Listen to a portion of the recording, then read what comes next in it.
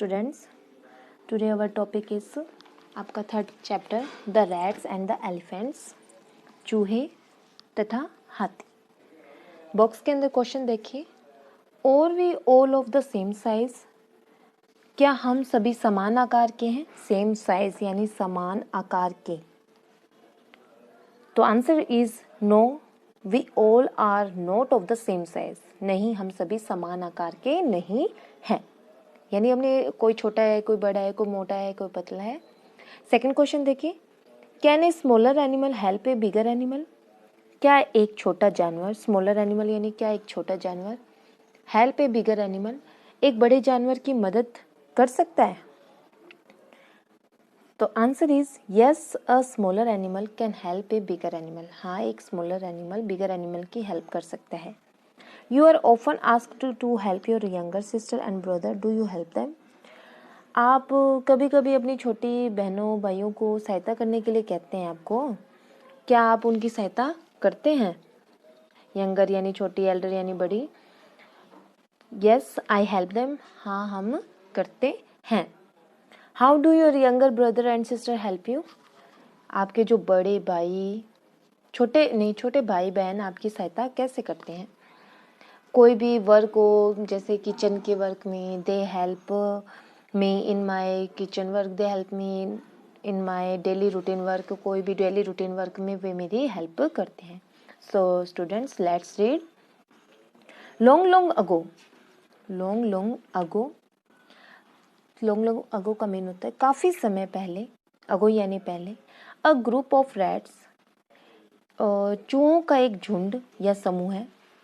Lived happily, happily यानी प्रसन्नता पूर्वक, लिव्ड यानी रहता था, इन अ फॉरेस्ट यानी एक जंगल में रहता था। वन डे, एक दिन, अ हर्ड ऑफ एलिफेंट्स, एक हाथियों का झुंड, पास्ड थ्रू दैट एरिया, यानी पास्ड यानी गुजरना, थ्रो यानी में से, दैट एरिया यानी उस क्षेत्र में से गुजरा। इन सर्च ऑफ वाटर यानी पानी की तलाश में, सर्च यानी क्या होता है? तलाश में, ऑफ वाटर यानी पानी की तलाश में गुजरा। Many homes of the rats यानी बहुत सारे घर, होम्स यानी क्या होते हैं? घर, रैट्स यानी चूहों के, वर डेस्ट्रॉयड यानी नष्ट हो गए, अंडर देयर बिग फीट, उनके बड़े पैरों के नीचे बहुत सारे जो घर थे वो नष्ट हो गए। फीट यानी क्या होता है? पैर। सम रैट्स वर ऑल्सो किल्ड, उनमें से कुछ चूहे भी जो थे वो किल्ड यानी मारे गए। द किंग ऑफ रैट्स यानी जो राजा था चूहों का, जिसका नाम क्या था? मुशक राज। उस राजा का नाम क्या था? Mushak Raj. Went to the king of elephants, किसके पास गया? हाथियों के राजा के पास गया। Went to the king of elephants, हाथियों के राजा के पास गया। गजराज, जिसका नाम क्या था? गजराज। चूहों के राजा का नाम था मुशक राज और हाथियों के राजा का क्या नाम था? गजराज। एंड रिक्वेस्टेड हिम, और उससे प्रार्थना की। क्या प्रार्थना की? निवेदन किया, हिम यानी उसे, टू टेक यानी ले जाने के लिए, हिज हर्ड अपने झुंड को, थ्रो यानी में से, अनदर यानी दूसरे, रूट यानी रास्ते से, टू द पॉन्ड यानी तालाब के दूसरे रास्ते से उनको ले जाने के लिए कहा। ही एक्सेप्टेड द रिक्वेस्ट, उसने क्या किया? एक्सेप्ट कर लिया, स्वीकार कर लिया, द रिक्वेस्ट यानी उसके निवेदन को स्वीकार कर लिया। एंड टोल्ड द एलिफेंट्स, और हाथियों से कहा, to take the other way, कि वे क्या करें? अदर वे यानी दूसरे रास्ता लेने के लिए कहा, दूसरा रास्ता जाने के लिए कहा उनको। विदाउट डिस्टर्बिंग द रैट्स यानी बिना परेशान किए, चूहों को बिना परेशान किए अपने हाथियों को दूसरे रास्ते से जाने के लिए कहा। डिस्टर्बिंग यानी क्या होता है स्टूडेंट्स? परेशान करना। मुशक राज वॉज वेरी हैप्पी, मुशक राज बहुत खुश हुआ। And pleased with Gajraj, please यानी भी क्या होता है? प्रसन्न हुआ, खुश हुआ, प्रसन्न हुआ गजराज से। ही थैंक्ड हिम, उसने धन्यवाद दिया। एंड प्रोमिस्ड दैट, और वचन दिया कि the rats would always be ready, कि जो रैट्स है, जो चूहे हैं, वो हमेशा क्या रहेंगे? रेडी रहेंगे, तैयार रहेंगे। किस लिए तैयार रहेंगे? टू हेल्प द एलिफेंट्स, हाथियों की मदद करने के लिए, इफ़ नीडेड यानी जब उन्हें ज़रूरत होगी वे हमेशा उसकी आवश्यकता के लिए, उसके हेल्प के लिए तैयार रहेंगे। हियरिंग दिस, हियरिंग यानी सुनकर, यह सुनकर, the elephants in the heard, जो एलिफेंट्स थे हाथियों के झुंड के, लाफ्ड यानी हंसने लगे। इसे सुनकर जो हाथियों का जो झुंड था वो हंसने लगे और सोचने लगे। थिंकिंग यानी क्या होता है, सोचने लगे। हाउ यानी कैसे, स्मॉल यानी छोटे, रैट्स यानी जो चूहे हैं, कुड हेल्प, हेल्प यानी कर सकते हैं किसकी सहायता, बिग एलिफेंट्स यानी जो छोटे जो चूहे हैं वो बड़े हाथियों की सहायता कैसे कर सकते हैं। अब देखिए आगे क्या होता है। आफ्टर अ फ्यू मंथ्स यानी कुछ महीनों के बाद, वन फाइन डे यानी कुछ महीनों के बाद एक अच्छे दिन, when the rats were playing, जब चूहे जो थे खेल रहे थे, दे हर्ड उन्होंने सुना, loud shout of elephants, loud यानी तेज, शाउट्स यानी चिल्लाने की, ऑफ एलिफेंट्स यानी तेज चिल्लाने की आवाज़ सुनी, किसकी, एलिफेंट्स की, कमिंग यानी जो आ रही थी, फ्रॉम यानी से, द डायरेक्शन यानी दिशा से, ऑफ द पोंड जो पोंड की तालाब की दिशा से आ रही थी। मुशकराज रियलाइज्ड, अब मुशकराज को महसूस हुआ, दैट कि the elephants were in some danger, कि जो एलिफेंट्स है जो हाथी है वो कुछ खतरे में है, कुछ खतरे में है। He asked some of the strong rats, उसने कहा किसको, कुछ अपने समूह के जो कुछ ताकतवर जो होते हैं ना चूहों को कहा, टू कम अलोंग यानी उनको साथ आने के लिए कहा, साथ आने के लिए कहा, तथा and went in the direction of that sound, और कहाँ जाने के लिए कहा, उस डायरेक्शन में जाने के लिए कहा जहाँ से वो आवाज़ आ रही थी। नियर द पोंड यानी पोंड के पास, दे सा उन्होंने देखा, the elephants caught in the traps, जो एलिफेंट्स थे जो हाथी थे वो पकड़े हुए थे किसमें, जाल में थे। कैप्ट बाय सम हंटर्स, जिन्हें कुछ शिकारियों के द्वारा जाल में पकड़ लिया गया था। हंटर्स यानी क्या होते हैं, शिकारी। द रैट्स क्विकली, जो रैट्स थे जो चूहे थे वो क्विकली यानी तेजी से, स्टार्टेड यानी शुरू हो गए, बाइटिंग, बाइटिंग यानी काटना, the ropes with their sharp teeth यानी वे कैसे शुरू हो गए, अपने तीखे दांतों से उनको काटने के लिए शुरू हो गए। सून द एलिफेंट्स यानी शीघ्र ही जो एलिफेंट्स थे वर सेट फ्री यानी मुक्त हो गए। दे थैंक्ड द रैट्स, उन्होंने धन्यवाद किया किसका, रैट्स का। एंड ऑल्सो फेल्ट, और महसूस किया, फेल्ट यानी क्या होता है, महसूस करना, सॉरी महसूस की उन्होंने। फॉर मेकिंग फन यानी उनका मजाक उड़ाने के लिए उन्होंने, मेकिंग फन यानी क्या होता है, मजाक उड़ाना के लिए भी क्या किया, खेद प्रकट किया, सॉरी प्रकट की। ऑफ देयर स्मॉल साइज यानी उनके छोटे से साइज के लिए उन्होंने उसकी क्या प्रकट किया, खेद प्रकट किया यानी उनसे माफ़ी मांगी। इसलिए जो इंसान छोटा हो साइज़ का हो या बड़ा साइज़ का हो हमेशा काम आता है। जैसे लोयन एंड दी माउस की कहानी थी ना जिसमें चूहा शेर को बचाता है, तो इज़ दैट क्लियर स्टूडेंट्स कि कभी कभी छोटी चीज़ भी काम आ जाती है। ये थी एलिफेंट्स एंड रैट्स की स्टोरी। तो स्टूडेंट्स ग्लोसरी में हर्ड यानी क्या होता है, एक group of animal of the same type यानी जानवरों का झुंड जिसमें सेम टाइप के जानवर होते हैं। डेस्ट्रॉय यानी क्या होता है, नष्ट कर देना, to damage something too badly that it could not be used. Route यानी क्या होता है, रास्ता जिसे हम वे भी कहते हैं। प्लीज यानी हैप्पी होना, सेटिस्फाइड होना, संतुष्ट होना। प्रोमिस्ड यानी क्या होता है, to tell someone that you will certainly do something, यानी किसी को ऐसे कहना कि आप निश्चित रूप से उनके लिए कुछ करेंगे।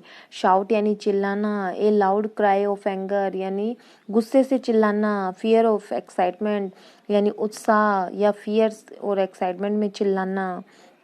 रियलाइज यानी क्या होता है, टू अंडरस्टैंड ए सिचुएशन यानी समझना एक सिचुएशन को।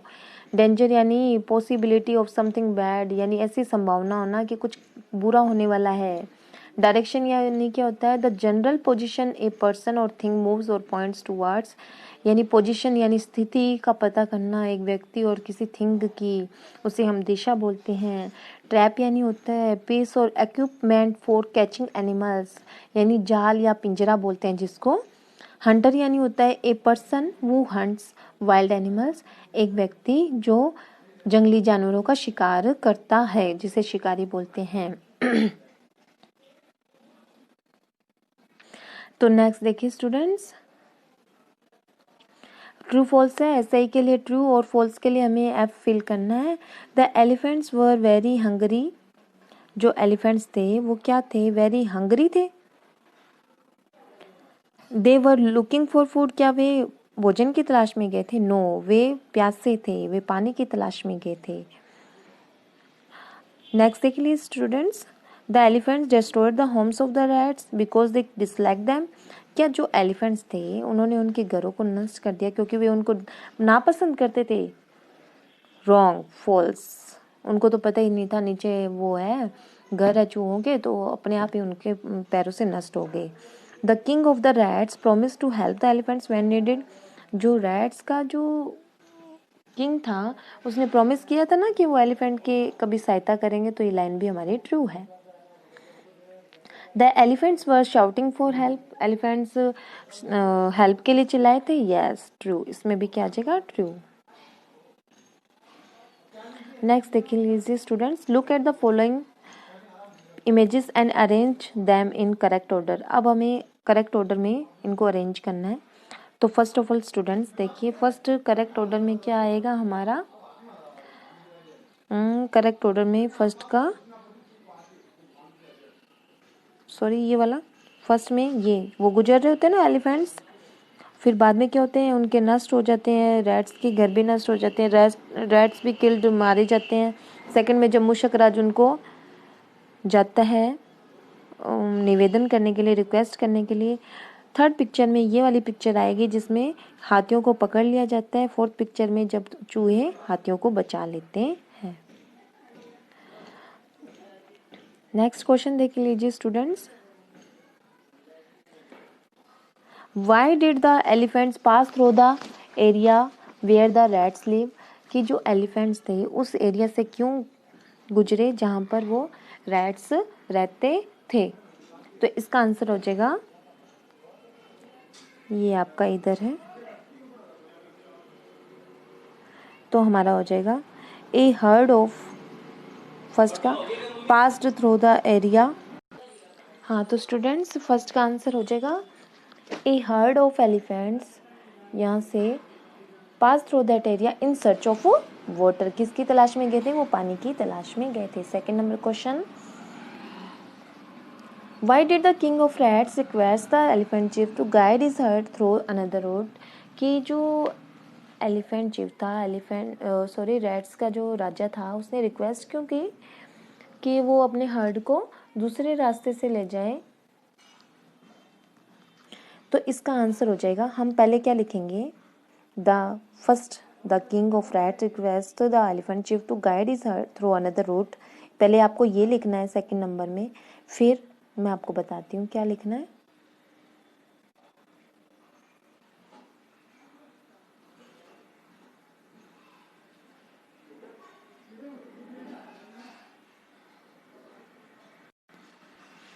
ये रहा आंसर आपका, many homes of the rats were destroyed under their big feet, some rats were also killed, यहाँ तक। तो मैनी से पहले आप क्या लिखेंगे, because many homes of the rats destroyed under their big feet, तो सेकंड नंबर का आंसर ये हो जाएगा।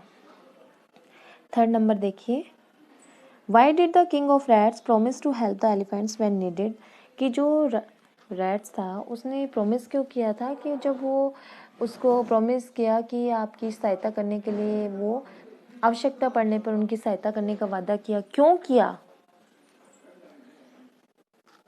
किया था उसने। तो इसको भी हम यहाँ से लिखेंगे, कुछ एक आंसर जो होते हैं हमारे क्वेश्चन के अंदर ही होते हैं, तो हमारा आंसर हो जाएगा, यहाँ से लिखेंगे third number, the king of rats promised, तो हम क्या लिखेंगे, डी लगा देंगे, प्रोमिस क्या, promised to help the elephants when needed because, तो इसके बाद क्या लिखेंगे, because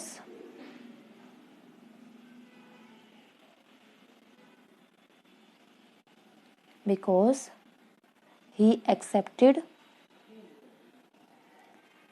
the request and told the elephants to take the other way without disturbing the rats. तो ये 3rd नंबर आंसर हो जाएगा हमारा। 4th नंबर में देख लीजिए, why were the elephants shouting one day? एक दिन जो क्यों चिल्लाने लगे, एक दिन हाथी क्यों चिल्ला रहे थे? तो हम इसका आंसर लिखेंगे, तो आपको पहले ये लिखना है the elephant shouting one day because, इसके बाद क्या लिखना है, because they were caught in traps by, क्योंकि उन्हें जाल में पकड़ लिया गया था किसके द्वारा, hunters, HUNTERS, hunters. Okay students, how did the rats help the elephants? जो रैट्स थे उन्होंने एलिफेंट्स की कैसे सहायता की थी? तो देख लीजिए,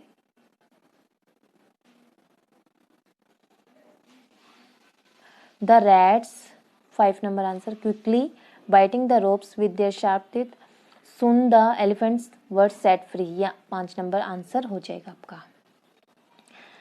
अब देख लीजिए स्टूडेंट, एक्टिविटी 2nd है आपकी, जिसमें हमें सुटेबल वर्ड फिल करना है।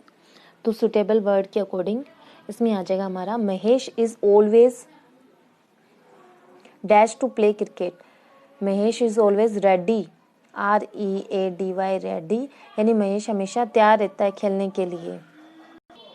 तो फर्स्ट में आ जाएगा, Mahesh is always ready to play cricket. Mahesh हमेशा क्रिकेट खेलने के लिए रेडी रहता है।